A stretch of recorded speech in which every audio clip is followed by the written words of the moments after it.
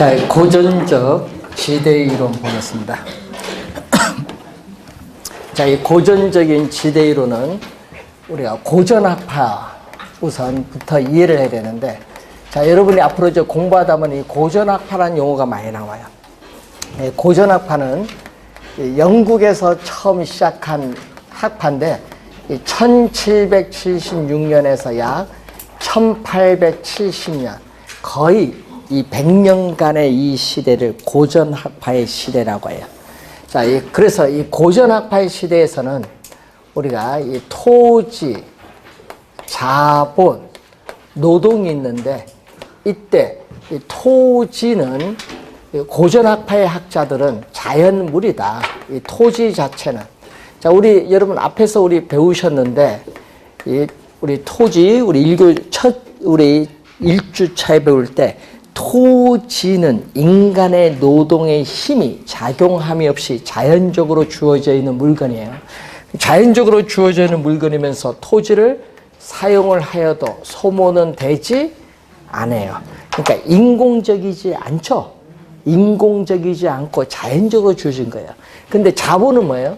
자본은 인간의 노동이라는 힘에 의해서 생산된 인공적인 재화. 예를 들면 뭐다? 기계. 인공적이지 않고 자연물. 자본은 인간의 노동의 힘에서 생산된 인공적인 재화인 기계. 기계는 사용에 따라 뭐가 돼? 소모가 또 돼요. 예? 그래서 이 토지 자본을 우리는 고전학파의 경제학자들은 우리가 구별을 해서 고찰을 하는데, 그럼 이 토지, 자본, 노동을 투입을 해서 발생한 총생산에서 이 자본에 대한 대가, 노동에 대한 대가를 지불하고 나머지가 뭐죠? 노동에 대한 대가, 자본에 대한 대가를 지불하고 나머지가 바로 이 잉여인데, 잉여를 우리는 자연적으로 주어진 토지 이용한 대가죠. 토지를 이용한 대가가 지대인데, 문제는 이 지대는 잉여의 성격을 가지고 있어요. 근데 문제는 이 토지는 자연물이기 때문에 인간의 노력이라는 힘이 작용함이 없이 자연물에 주어지는 소득이에요. 그러니까 이거는 뭐죠? 인간의 노력의 힘에 의하지 않고 나타나는 불로소득이에요. 그래서 지대는 잉여의 성격으로 보고 뭘로 간주한다? 불로소득으로 간주하는 거예요. 그래서 고전학파의 경제학자들은 지대는 불로소득으로 간주를 한다. 예? 그리고 이 불로소득은 고전학파의 경제학자들은 세금을 통해서 적극적으로 환수를 해야 된다고 주장했기 때문에 소득 분배에 중점을 두고, 또 토지는 자연물 그 자체이기 때문에 이 자연적 특성을 강조합니다. 자, 그래서 이 생산물 가격에 의해서 지대가 결정된다. 자, 그래서 시험 문제 나올 때 요 지문이 가끔 나올 때 주의해야 됩니다. 생산물, 시장에서 거래되는 생산물 가격에 의해서 뭐가 결정? 지대가 결정된다라는 지문. 요거 좀 주의를 해둬야 되는데, 자, 그래서 지대는 생산물 가격에 의해서 결정되어진 결과이지 생산물 가격에 영향을 미치는 비용은 아니라는 거. 주의해야 되죠. 그래서 이 고전학파를 먼저 공부한 것은 고전학파의 대표적인 학자가 바로 누구다? 데이비드 리카도. 그래서 리카도는 또 시험에 정답 지문을 이렇게 물었거든요. 24회 시험에. 리카도는 지대는 잉여가 아니다. 생산비다. 맞아요? 틀려요? 리카도는 지대는 잉여가 아니라 생산비다. 틀리지. 고전학파의 대표적인 학자가 리카도니까 리카도는 지대를 뭘로 본다? 잉여로 보는 거죠. 그게 정답이었어요. 예? 4년 전에. 그러니까 기본 개념을 이해하고 들어가야 돼요. 그래서 리카도의 뭐죠? 차의 지대설. 작년에 학자 4명을 출제했거든요. 작년 시험에. 근데 차액 지대설에서 영국이거든요. 영국의 농업용 토지에서의 니카도는 뭐죠? 비옥도의 차이입니다. 비옥도. 그런데 시험 문제에 이 비옥도의 차이로 출제하면 좋은데 여러분 문제를 좀 더 어렵게 낸다고 토지의 질적인 차이로 탁 내본 거야. 그러니까 우린 배운 건 비옥도인데 그 암기는 그렇게 해놓고 그 답을 못 찾는 거야. 말을 약간 바꿔버렸더니.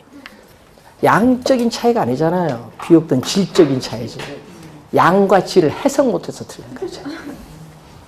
비옥도의 차이에 따르면 여러분 비옥도가 높으면 생산량도 많고 비옥도가 안 좋으면 생산량도 적어요.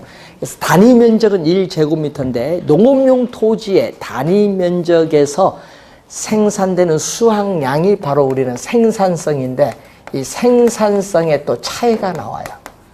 이 생산성의 차이가 뭐를 가져오냐면 지대의 차이. 작년에 요걸 출제한 거예요. 토지의 질적인 차이에 따르는 지대의 차이를 우리는 니카도 이론, 그거 핵심인데 맞는 지문이죠. 작년에 그거 출제했어요. 자, 그런데 주의해야 될 것은 니카도거든요. 니카도는 이 지문도 한 3번 냈거든요. 니카도는 지대를 발생시키는 원인, 이것도 한 3번 출제를 했어요. 그리고 19회 시험에는요, 박스로 출제했죠. 또 아까 우리 얘기했듯이 박스로 출제해서 그 박스 이론 누구 거냐? 니카도 한번 19회 시험 처음으로 출제를 했어요. 지대 이론. 자, 그래서 이 지대를 발생시키는 원인을 우리는 보는데 이 농업용 토지에 있어서 비옥한 토지가 무한히 존재하는 것이 아니라 한정되어 있다. 이 농업용 토지에 비옥한 토지가 한정되어 있다는 무슨 거죠? 희소성이 나타나네. 희소성. 이 희소성이 나타나고, 자, 그러면은 이게 토지에 인간의 노동력이 한 사람 투입할 때는 생산량, 또 한 명 더 투입해서 2사람이 생산할 때 생산량 어디가 많아요? 2사람이 많겠죠. 이렇게 계속 투입하는 거예요. 토지에 한 사람, 2사람, 3사람, 4사람 투입을 이렇게 하면요, 총 생산량은 증가를 해요. 그런데 일정한 어느 단계, 노동력 어느 일정 단계를 지나면은 총 생산량은 증가지만은 그 증가분은 점점 줄어든다는 것을 우리는 수학 체감의 법칙이라고 해요. 이 수학 체감의 법칙이 작용을 하고 있어요. 이 2가지가 대표적인 지대를 발생시키는 원인이라고 보는 거예요. 시험에 많이 나오거든요. 좀 주의해 두시고. 자, 그리고 이 토지의 비옥도가 높은 토지를 우리는 뭐라고 하냐? 우등지. 토지의 비옥도가 높은 토지를 우등지인데 우등지에서의 생산성도 있고, 그럼 토지의 비옥도가 낮은 토지는 뭐라고 하죠? 열등지라고 해. 그런데 열등지 앞에 하나 더 붙어. 최하면요, 가장 최자거든요. 열등지 중에서도 가장 열등지. 예? 이것을 우리는 시험에 최열등지로 출제하기도 하고 또 뭘로 출제하기도 한다? 한계지라고도 출제도 해요. 그래서 최열등지가 나와요. 자, 그럼 최열등지는 어떻게 해요? 여러분, 경작할 수 있는 농업용 토지 중에서, 여러분, 경작할 수 있는 농업용 토지 중에서도 토지의 생산성이 가장 낮은 토지다. 토지의 생산성이 뭐? 가장 낮은 토지를 우리는 바로 최열등지인 한계지다. 그래서 우리는 지대를 뭘로 본다? 우리는 한계지에서, 여러분, 니카도는 지대는 시장에서 거래되는 생산물 가격이 농산물 가격인데 이 생산물 가격에서 생산비를 뺀 것을 뭐라고 해? 지대라고 해. 그런데 이 니카도는 한계지에서는 생산물 가격과 생산비가, 생산성이 가장 낮기 때문에 여기 같다 얘기예요. 같기 때문에 어떻게 돼? 여기 2개 같으니까 지대가 얼마가 돼? 제로. 그러니까 중요한 건 시험에 나올 때 주의하겠죠. 니카도는 한계지인 최열등지에서는 지대가 제로. 지대가 발생한다, 안 한다? 안 한다. 시험에 단골 출제입니다. 니카도는 한계지에서 지대가 발생하지 않는다. 왜? 이 두 개가 같기 때문에. 같기 때문에. 그래서 이 최열등지인 한계지는 뭐죠? 여기 생산성이 가장 낮잖아요. 가장 낮은 이 한계지를 기준해요. 가장 낮은 한계지를 기준해서 이보다 더 높은 비옥도가 높은 우둥지에 대한 생산성에 대한 대가를 지대로 지불해야 한다는 이론을 전개시킨 학자가 누구냐 하면 니카도다. 그래서 요 생산성이죠. 요거 기준했어요. 생산성이 가장 낮은 토지의 한계지를 기준해서 요 생산성의 차액만큼 지대를 지불하자. 그래서 차액지대예요. 그래서 나온 여기 차액지대입니다. 생산성의 차액만큼 뭘로 지불하자? 지대로 지불하자. 이게 핵심. 니카도. 자, 그리고 칼 막스. 여러분 작년 시험에 또 이 두 학자 다 냈죠. 막스, 마르크스의 절대질에서 또 여러분이 2년 전에 27회는 또 쉽게 냈어요. 또 박스 냈어요. 여러분이 요 19회처럼 또 박스 주어지고 그 박스 내용의 학자 누구냐? 요건 27회 시험에 출제했어요. 그것도 답 5초도 안 걸려. 쉽게 나왔어요. 작년은 다 냈습니다. 그 보기 중에 옳은 걸 찾아내는 거. 자, 우선 절대지대인데 마르크스는 요거죠. 토지의 비옥도의 차이에 따르는 생산성의 차이와는 무관하다. 마르크스는 무관한데 자본주의 체제 하에서 토지는 뭐가 된다? 사유화가 됐어요. 자본주의 사회에서는 토지는 뭐가 됐다? 사유화, 국공유가 된 것이 아니라 사유화가 되어 있어요. 그래서 여러분 토지는 사유화되어 있기 때문에 이 니카도는 지대를 발생시키는 원인을 뭘로 보냐 하면 토지가 사유화됐거든요. 그래서 니카도는 토지 비옥도의 차이에 따르는 생산성 차이와는 무관하게 이 토지 소유 자체가 사유화됐기 때문에 토지 이 소유 자체가 지대를 발생시키는 원이라고 보는 거예요. 토지 소유 자체. 니카도가 다르죠? 토지 소유 자체가 지대를 발생시키는 원인입니다. 그래서 토지 소유자는 토지를 소유하고 있다는 그 자체로 인해서 어떻게 돼요? 지대가 발생을 하는 거예요. 토지 소유자가 이 토지를 소유하고 있다는 그 자체로 인해서 우리는 독점적으로 발생하는 수입을 우리 뭐라고 해요? 절대지대라는 말씀이에요. 절대지대.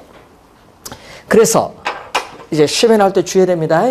니카도와는 다릅니다. 마르크스는 아무리 한계지 또는 한계지 밖에 있는 토지를 할지라도 토지 소유자가 달라 요구하면은 지대를 지불해야 돼. 그래서 한계지에서 뭐가 발생한다? 지대가 발생하는 거예요. 그래서 니카도는 한계지에서 지대가 발생하지 못하는데 이 한계지에서도 지대가 발생한다는 것을 설명한 이론이 누구? 마르크스야. 마르크스. 시험에 요거 두 개 나올 때 주의 많이 해야 돼요. 요 벌써 요거 20회 시험에도 출제했어요. 지대가 발생하지 않는다. 자, 마르크스. 그리고 작년에 요거 둘 또 요 학자 또 냈죠. 예? 아까 우리 1826년에 뭐가 나와요? 취네네. 또 고립국 이론이 나오잖아요. 취네네 고립국 이론이 나온 거예요. 고립국 이론이 나온 최초의 농업 입지 이론인데 그 고립국 이론에서 우리는 취네는 입지 교차 지대설을 주장을 해요. 자, 입지 교차 지대설을 주장하는데 여러분 여기서 이제 여러분 하나 배울 겁니다. 자, 니카도는 한계가 있어요. 니카도는 토지의 비옥도 자체가 아닌 비옥도의 차이만 중점을 두는 한계를 가지고 있고요. 자, 또 하나 있습니다. 토지의 비옥도가 동일하다. 같으면 생산성도 같아요. 그러면 지대도 같아야 돼요. 그런데 리카도가 봤더니 자기는 그렇게 주장했는데 토지의 비옥도가 동일하는데 현실적으로 지대가 차이가 있어요. 같아야 되는데 이걸 설명하지 못해요. 리카도는. 그 못한 것은 왜 못했느냐? 바로 리카도는 토지에 뭐를 경시했다? 위치 문제를 경시했기 때문에 그래요. 그러니까 토지의 비옥도가 동일하면은 생산성도 같고 지대도 같아야 되는데 현실적으로는 지대가 같지 않고 차이가 있어요. 이걸 설명 못하는 것은 토지의 위치 문제를 경시했어요. 그걸 설명한 학자가 누구냐? 바로 튀네냐. 그럼 튀네는 시험에 어떻게 내요? 토지의 비옥도가 동일하더라도 위치에 따라 지대의 차이가 발생할 수 있다. 이거 설명한 게 누구? 튀네냐. 그래서 튀네는 여기다가 뭐를 하나 더 들어간다? 위치가 더 들어가는 거야. 위치. 리카도는 위치 문제를 경시했는데 이걸 하나 더 우리는 첨가시키는 거예요. 자, 그래서 어떻게 돼요? 우리는 튀네는 지대는 토지의 비옥도만이 아닌 위치에 따라 지대의 차이가 발생한다는 무슨 개념? 위치, 지대의 개념을 통해서 현대적 입지 이론의 기초를 제공한 학자가 바로 뭐야? 튀넨이기 때문에 튀넨의 이론을 위치, 지대설이라고도 해요. 위치, 지대설이라고도 한다.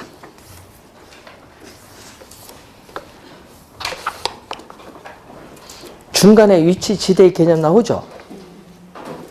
자, 튀넨은 그림을 하나 그릴게요. 지대,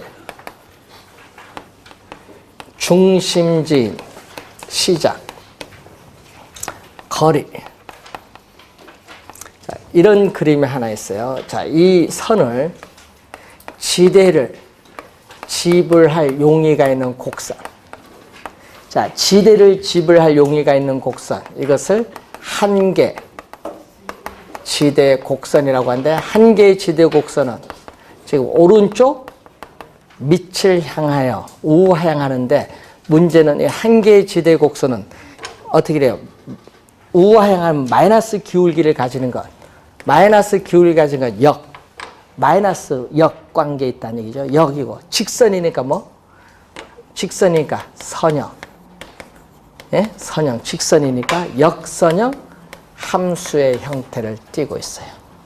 자, 그러면은 요 볼까요? 중심지로부터 이 정도 거리가 떨어지면 중심지로부터 이 정도 거리가 떨어지면요. 지대가 뭐가 돼? 제로.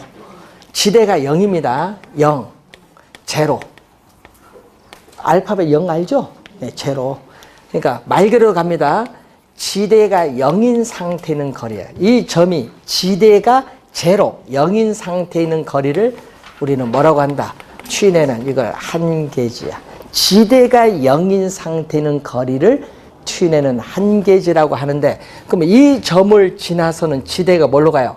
마이너스로 가니까 토지를 이용 안 해요. 그럼 토지, 튀네는 시장에서 여기까지 거리에서 이용해요. 그래서 튀네는 한계지입니다. 이거 한계지 아니죠? 한계지 내에서 농업용 토지가 시장에 가까워지면 가까워질수록 이 전략되는 수송비, 이 전략되는 수송비를 뭘로? 지대로 지불해야 된다는 이론을 전개시킨 학자가 튀내리면서 우리는 뭐죠? 시장으로부터의 거리에 따르는 뭐? 수송비인데 이 수송비의 중요성을 강조한 학자가 누구다? 튀네이야. 그래서 튀네는 그래서 이 지대를 이렇게 봐요. 그 튀네는 지대는 시장에서 거래되는 생산물 가격에서 뭐를 뺀다? 생산물을 생산하는 데 드는 생산비. 요걸 뺀 게 아까 누구 위로?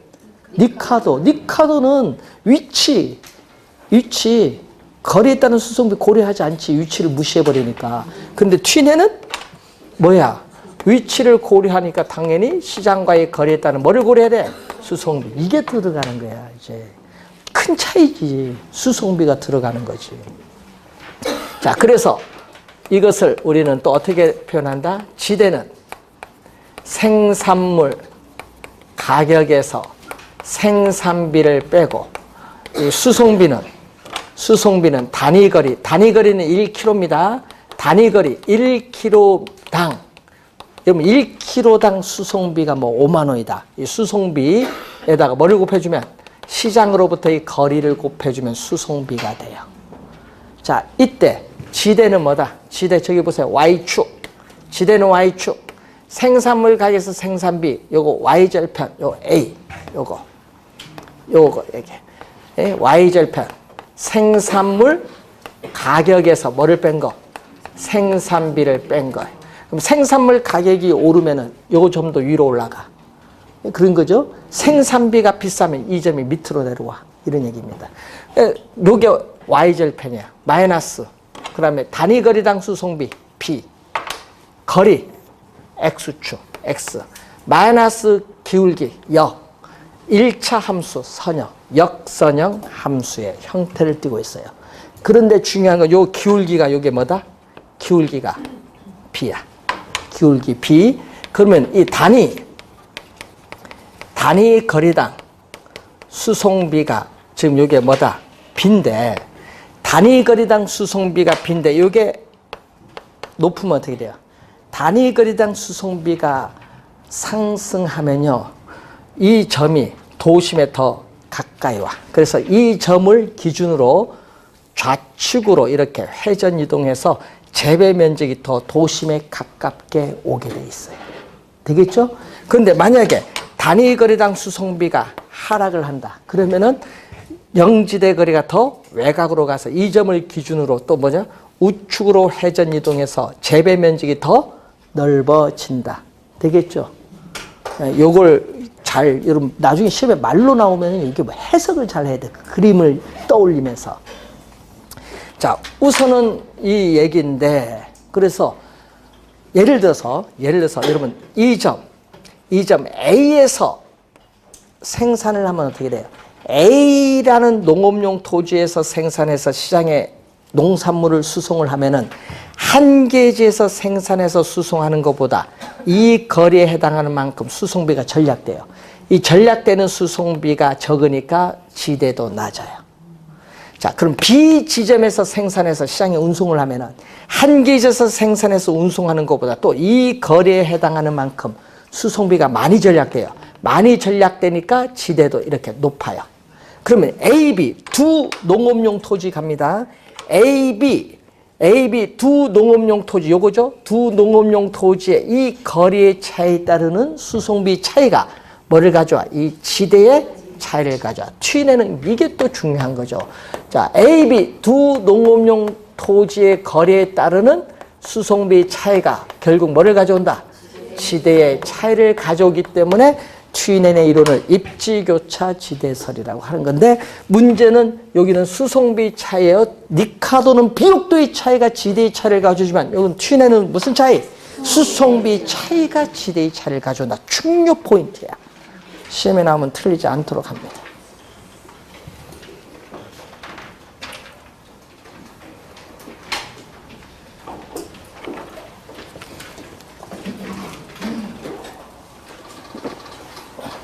여러분 요 계산 문제도 출제 한번 했거든요.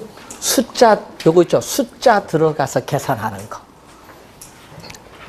아까도 얘기했지만은 여러분 지대가 마이너스 되면 토지를 이용한다 안 한다? 안 하는 거예요. 마이너스 되면 이용 안 합니다. 그걸 늘 염두에 두셔야 돼요. 자, T내는 시험에 많이 출제를 하는 학자. 작년에 세 학자 다 냈어. 자, 여러분 교재 136페이지로 오시면은 이제 고전 학파의 시대를 지나서 20세기로 들어오면은 농업용 토지보다는 경제학자들은 도시 토지의 위치에 따르는 토지 가격, 지가에 관심을 가져. 그래서 도시 토지의 지가 이론인데 여러분 우리 앞에서 우리 배웠을 때 첫 주에 배울 때 뭐 배웠어요? 알프레드 마샬은 위치의 가치, 허드는 접근성을 가지고 도시 토지의 위치 중요성 강조했다 배웠죠? 그게 그 마샬도 나오고 허도 나와요. 우리 출제는 지대에서 그 학자는 안 내요. 우리 뭐 나오냐? 헤이그야, 헤이그.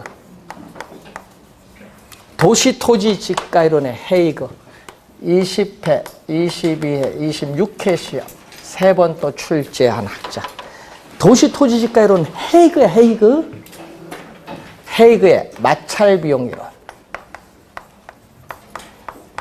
헤이그는요, 그러니까 헤이그는 중심지에 도달할 수 있고, 여러분 중심지에 도달할 수 있고, 교통비를 뭐 한다? 여러분 교통비가 수송비거든요.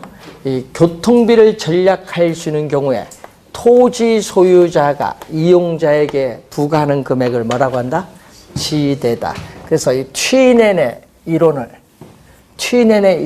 일반화했죠. 자, 튀넨의 이론을 일반화해서 도시 토지에 적용한 게 헤이그 이론인데, 우선은 이 얘기죠. 그래서 헤이그는 마찰 비용을 뭘로 보느냐? 마찰 비용은 지대와 뭐의 합? 교통비의 합인데, 자, 여러분 시험 문제 나올 때 주의해야 됩니다. 요 그림에서 보세요. 시험에 많이 나와요. 중심진 시장에서 거리가 멀을수록 지대는 하락을 하고, 반대로 중심지에서 거리가 멀을수록 수송비는 증가하죠. 그 질문 많이 내요. 똑같아요.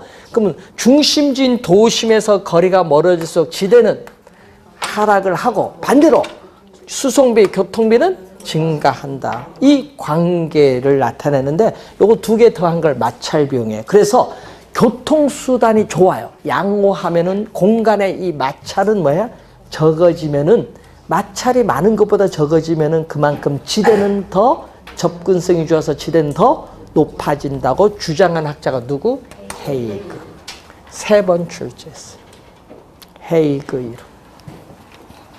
자, 그리고 헤이그 이론이 이제 나오고, 여러분이 138페이지 보시면은 입찰 나오죠. 또 튀넨. 자, 또 이 튀넨의 이론을 또 어디에 적용한다? 튀넨 이론을 도시 공간에 적용을 하죠. 도시 공간. 이 튀넨의 농업용 토지의 이론을 도시 공간에 적용해서 확장, 발전시킨 이론이 윌리엄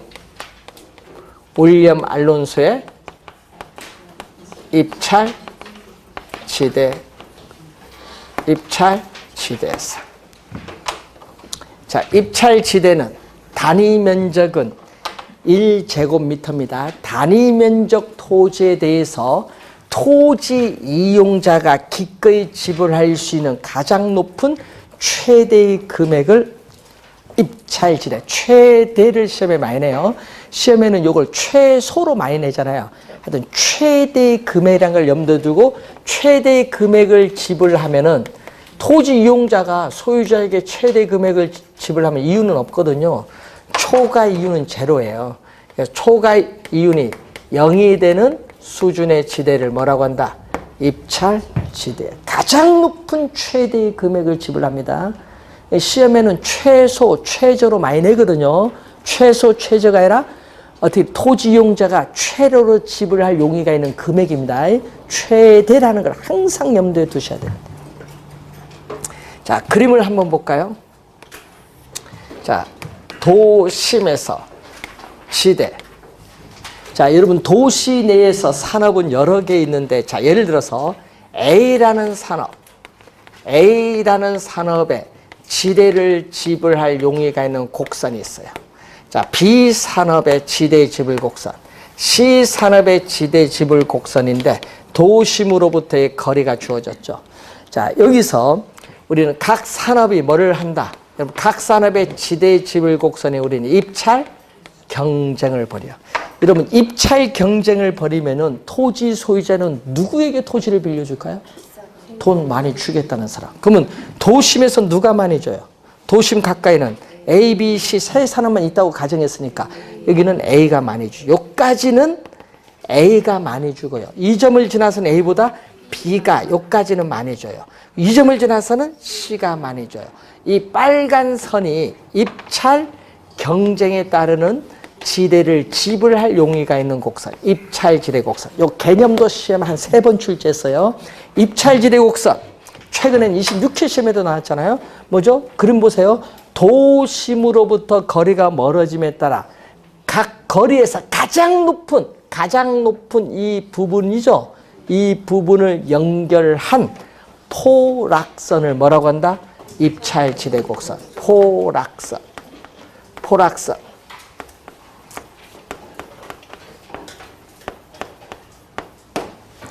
가장 높은 부분을 연결한 포락선. 26회 시험에 출제한 지문이죠. 그러니까 이 가장 높은 포, 안을 포. 이렇게 앉는다 이런 의미예요. 그래서 그림 형태사. 자, 그림 보세요. 입찰지대 곡선이 도심에 가까울수록 기울기는 뭐다? 급하고, 도심에서 멀어질수록 기울기는 뭐다? 완만하고. 이게 지금 산업이 3개니까 꺾여 있는데, 산업이 3개, 4개, 5개 계속 많이 생기면 이게 뭐죠? 곡선 형태로 나타나요. 그래서 도심인 원점에 대해서 뭐다? 볼록. 이렇게 곡선 형태로 가면 볼록한, 원점에 대해서 볼록한 우하향하는 곡선의 형태로 가요. 산업이 많아지면.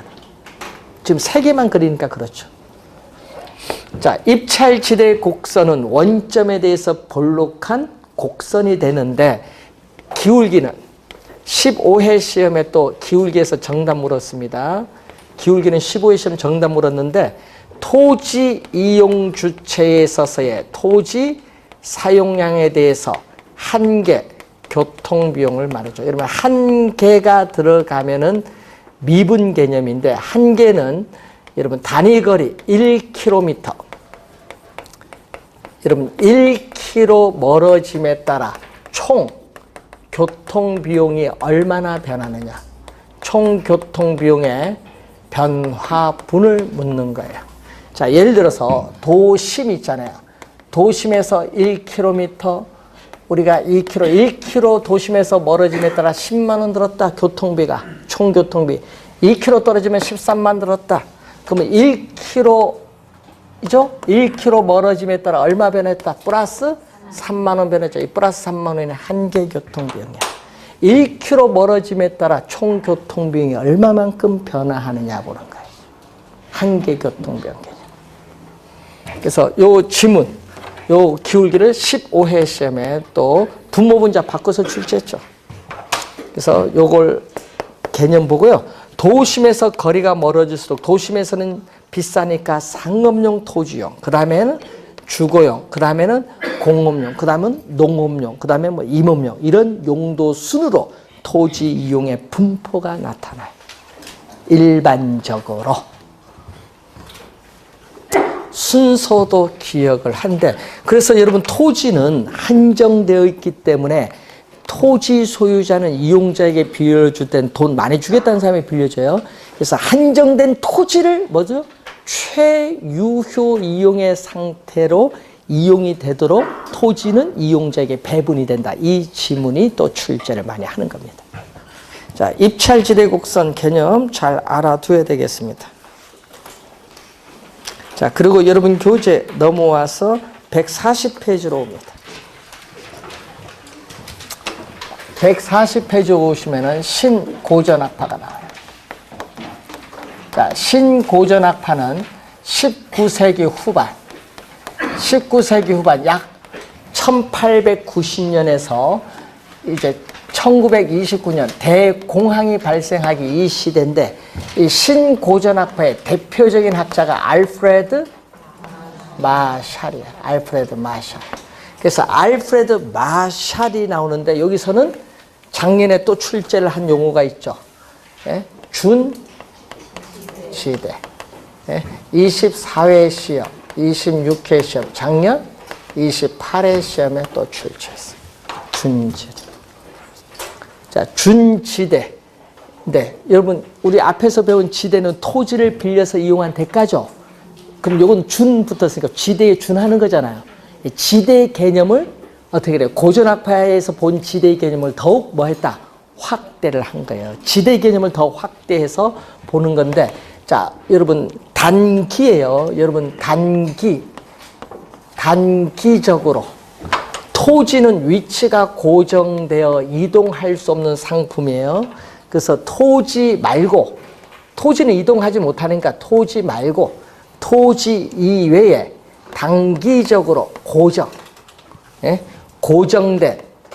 단기적으로 고정된 생산 요소. 대표적으로 뭐가 있어요? 기계, 기구 등을 들어볼 수 있죠. 단기적으로 이 고정된 생산 요소에 대한 대가가 바로 뭐가 된다? 준지대, 준지대. 단기입니다. 그런데 여러분, 이 기계나 기구 등의 생산 요소는 단기에 고정됐는데, 여러분 생산 설비는, 기계 등의 생산 설비는 장기로 가면 확장될 수도 있고 뭐야? 축소될 수도 있고 없앨 수도 있잖아요. 장기는 변해요. 그래서 장기는 이 생산 요소가 고정된 것이 아니라 변하기 때문에 장기에는 준지대가 발생하지 않습니다. 소멸돼요. 준지대는 장기에는 발생하지 않는다. 소멸돼 버려. 그러니까 준지대는 뭐에만 성립한다? 단기에만 성립한다. 시험에는 마샬은 요것밖에 안 내요. 준지대. 작년에는 니카도, 마르크스, 튀네, 마샬 요거 낸 거 아니에요. 여기다가 4개에다가 또 헤이그, 누구? 헤이그, 그리고 알론소 보면 되겠죠. 그리고 현대적 의미 지대가 나와요. 수요 곡선과 공급 곡선이 주어져요. 현대적 의미 지대를 보면은 수요와 공급 곡선이 교차하는 점에서 우리 앞에서 균형 가격과 균형 거래량이 결정돼요. 그러면 생산 요소를 나는 이만큼 공급을 하겠다. 그럼 나는 최소 이만큼은 가격은 받아야 되는데 시장에서 실제 균형 가격만큼 받으니까 이만큼 불로소득을 얻고 있어요. 누가? 생산 요소를 제공한 사람이. 그럼 생산 요소를 나는 이만큼 공급을 하면은 난 최소 공급 곡선과 만나는 점에서 최소 이만큼은 받아야 되는데 시장에서 균형 가격만큼 받으니까 이만큼의 불로소득을 얻고 있어요. 그럼 균형 거래량만큼, 이 균형 거래량만큼 계속 세분화시키면은 이런 되게 빨간 부분에 뭘로 표현된다? 불로소득인 이러한 빨간 부분에 뭘로? 면적으로 표현되는데 이게 바로 불로소득이에요.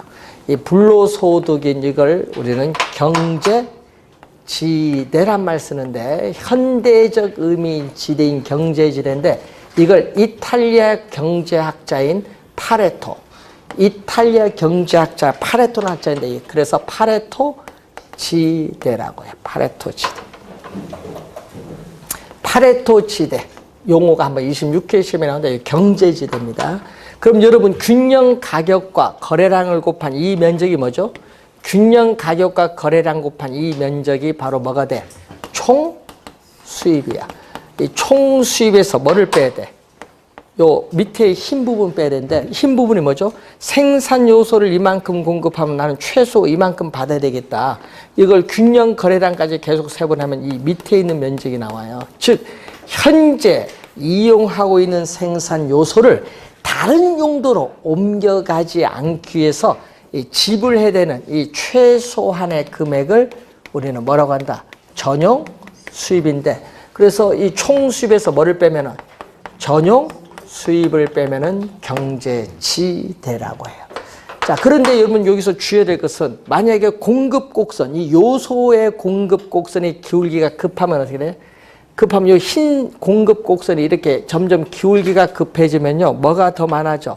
경제지대는 더 커지고 뭐는 줄어든다? 전용 수입은 줄어들어요. 그러다가 이 기울기가 점점 급해지다가 여러분 기울기가 점점 급해지다가 이렇게 되면 어떻게 돼요?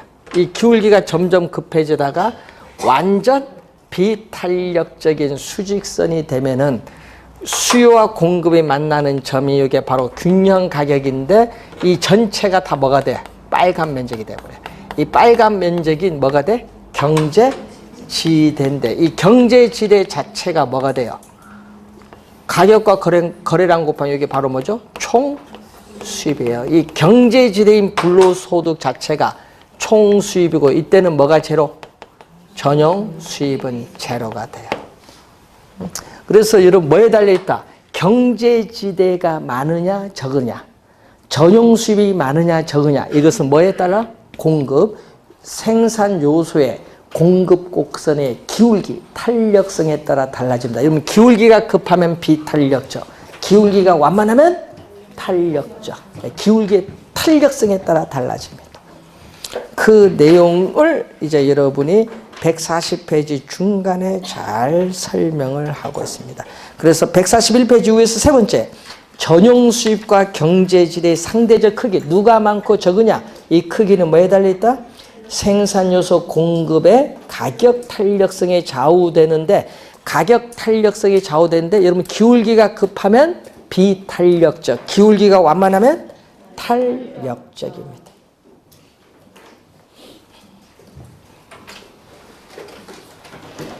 경제 지대를 다른 말로 뭐라고 한다? 파레토 지대.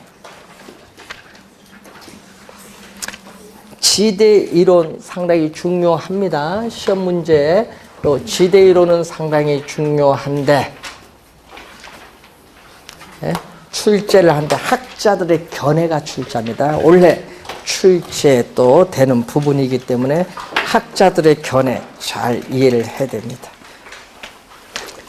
하여튼 단골은요, 고전학파의 리카도, 마르크스, 튀네는 단골로 출제하거든요. 이 세 학자는 잘 공부해 두셔야 돼, 특히. 자, 이렇게 해서 여러분 시장 이론을 마치고요. 우리가 다음 주에는 부동산 정책 이론으로 들어갔습니다.